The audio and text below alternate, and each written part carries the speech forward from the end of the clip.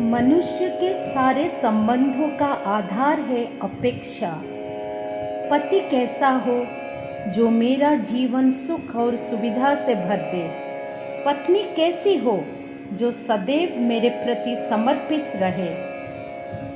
संतान कैसी हो जो मेरी सेवा करे, मेरा आदेश माने। मनुष्य उसी को प्रेम कर पाता है जो उसकी अपेक्षा पूर्ण करता है, और अपेक्षा की तो नियति ही है भंग होना। कैसे? क्योंकि अपेक्षा मनुष्य के मस्तिष्क में जन्म लेती है।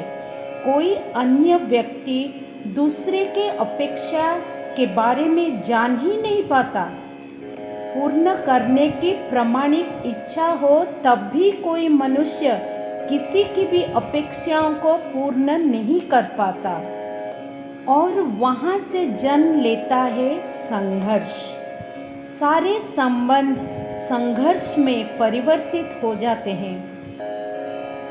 पर मनुष्य अपेक्षा को संबंध का आधार न बनाए और स्वीकार करे। केवल संबंध का आधार तो क्या, ये मानव जीवन स्वयं सुख और शांति से नहीं भर जाएगी। समय के आरंभ से ही मनुष्य को एक प्रश्न सदा पीड़ा देता रहता है कि वो अपने संबंधों में अधिकतम सुख और कम से कम दुख किस प्रकार प्राप्त कर सकता है।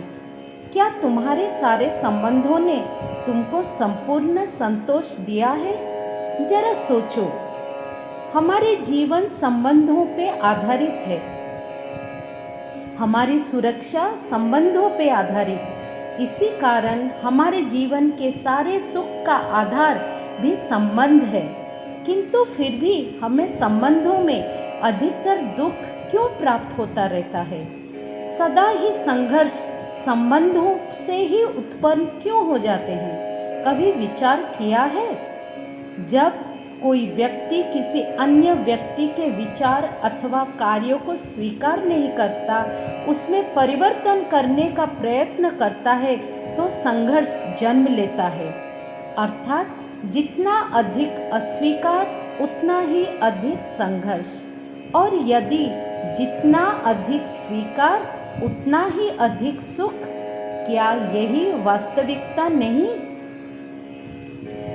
यदि मनुष्य स्वयं अपनी अपेक्षाओं पे अंकुश लगाए, अपने विचारों को परखे, किसी अन्य व्यक्ति में परिवर्तन करने का प्रयत्न ना कर स्वयं अपने भीतर परिवर्तन करने का प्रयास करे, तो क्या संबंधों में संतोष प्राप्त करना इतना कठिन है?